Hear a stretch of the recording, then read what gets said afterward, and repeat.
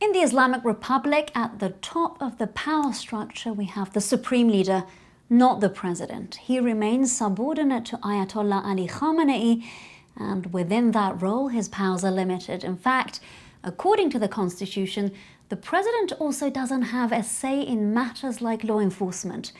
That falls in the hands of the judiciary, which is deemed an independent body, also largely controlled by the supreme leader. In addition to that, it's not the president of Iran, who is the commander-in-chief of the armed forces, but the highest power, Ayatollah Ali Khamenei. Now comes another corker. While the president on paper nominates the country's ministers of intelligence, defense, and interior, their appointments need the green light from the supreme leader as well as the parliament. On top of that, it's Iran's Revolutionary Guards, the country's premier military force, who have been increasingly controlling the economy.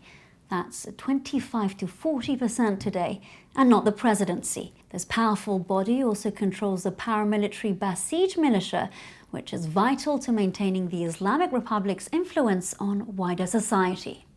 Now, you may be wondering, how much power does the Iranian president really have? Well, he heads the executive branch of the country, and while a change in president doesn't necessarily affect state policies, he does have some room for maneuver. An example of that was the initial success of the Iran nuclear deal during the Hassan Rouhani administration.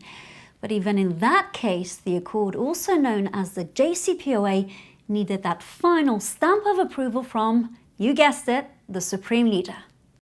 Up next, we have the Supreme National Security Council, the SNSC, which determines all foreign and national security policies. Now, that body is presided over by the president of the country. However, all the council's decisions must ultimately be confirmed by Ayatollah Khamenei. Last but not least, it's the foreign minister who recommends candidates for ambassadorial positions. Those have to be approved by the country's president. But there are, of course, as always, exceptions to this. It's the supreme leader who has the final say on posts in Damascus, Beirut, and Baghdad.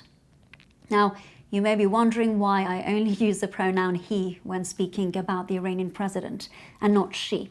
The reason for that is because since the establishment of the Islamic Republic back in 1979, no woman has ever qualified to run for president.